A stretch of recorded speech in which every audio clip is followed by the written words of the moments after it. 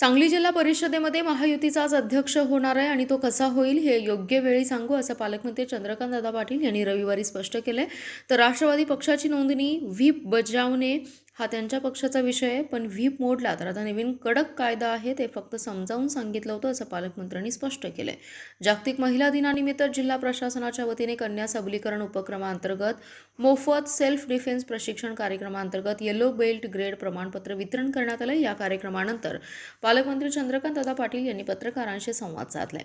ते म्हणाले, सत्ता स्थापण्याबाबतचे गणित काय हे योग्य वेळी तुम्हाला सांगितलं जाणार आहे। सगळ्या निवडणुका ओळीने झाल्या, आता काय पराभवाचं बोलायचं। त्यांना जर 11 सदस्यांवर जिल्हा परिषद अध्यक्ष मिळाला तर मग तो काँग्रेसचा विजय म्हणावा लागेल, पण जिल्हा परिषदेत भाजपकडे कमी जागा असल्या तरी महायुतीला बहुमत आहे। त्या दृष्टीने राज्यस्तरावरील सर्व पक्षांच्या प्रमुख नेत्यांची बैठक झाली आहे।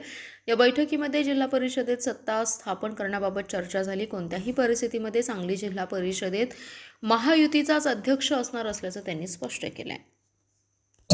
जिल्हा परिषदेमध्ये सगळ्या निवडणुका रांगेने झाल्या, आता काय पराभवाची आज महिला दिन आहे राज्यात मुलीचं आणि त्यांना जर 11 जिल्हा परिषद सदस्यांवर जिल्हा परिषद अध्यक्ष मिळाला तर मग असं म्हटलं पाहिजे की त्यांचा विजय आहे। राष्ट्रवादीच्या गटनेत्याची निवड अजून झालेली नाही, याच्यामध्ये काय राजकारण वेट अँड वॉचच्या पुढे गेलाय? दुसऱ्या पक्षांच्या घडामोडींवर मी बोलणं बरोबर नाही। मी पुन्हा हेच म्हणेन की भारतीय जनता पार्टीचा जिल्हा परिषद अध्यक्ष होईल। तुम्ही कारवाई करणार नाही, जरा मला एक उशीर होतोय तरी एक अर्धा मिनिट घेतोच तुमचा।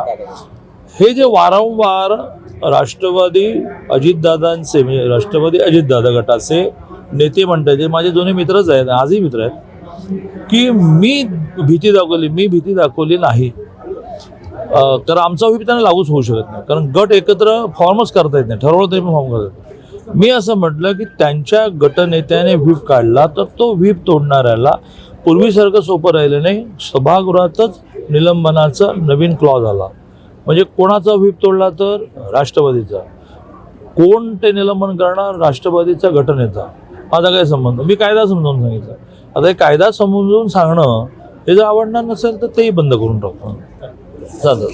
एक तर मोठी घोषणा सांगलीच काय तर महाराष्ट्रातल्या सगळ्या शेतकऱ्यांसाठी आहे की 25 सप्टेंबर 2025 पर्यंतच्या थकबाकीमधले 2 लाखापर्यंतचे जे आहेत त्यांची पूर्ण कर्जमाफी, आणि ज्यांनी सिन्सिअरली भरले, प्रामाणिकपणे भरले, त्यांना 50,000 प्रोत्साहन।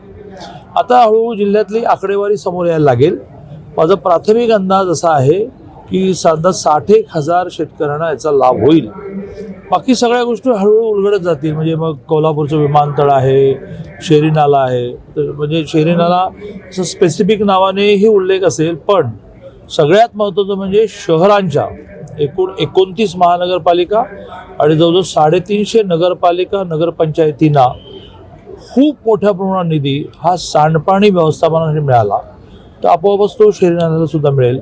पण 1-2 दिवसामध्ये जसं सभागृहामध्ये चर्चेला बजेट येईल आणि सगळ्यात महत्त्वाचं म्हणजे एक हेड घेऊन उलगडा जसा होईल जसं माझ्या डिपार्टमेंटचं मला सांगता येईल, कारण मी लगेच पाहिलं। त्याच्यामध्ये आम्ही एज्यू सिटी जी उभी करतो नवी मुंबईमध्ये, त्या 10 जगातल्या मोठ्या युनिव्हर्सिटीजना आता आम्ही परवानगी दिली। त्यासाठी आवश्यक असणारी जागा, इन्फ्रास्ट्रक्चर सरकार देणार आहे। अशी एक मोठी यादी आमच्या डिपार्टमेंटची आहे। तसंच सांगली जिल्ह्याच्या विकासासाठी सुद्धा खूप मोठी यादी असणार, ती सोमवार मंगळवारपासून बजेटच्या चर्चेच्या निमित्ताने उलगडत जाईल। सांगली जिल्ह्यात द्राक्ष निर्यातीचं मोठं हब आहे, काही परिस्थिती नुकसानीची आहे, मात्र याचा व्यापारी देखील फायदा घेऊ शकतात। तुमचं काय याबद्दल आव्हान आहे आणि एकूण काय आहे?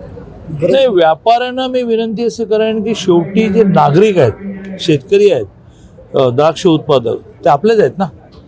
त्यामुळे ह्या अडचणीचा फायदा घेऊन तुम्ही प्रॉफिटेबिलिटी वाढवणार असाल आणि भाव पडणार असाल तर तुम्हाला परमेश्वर माफ करणार नाही।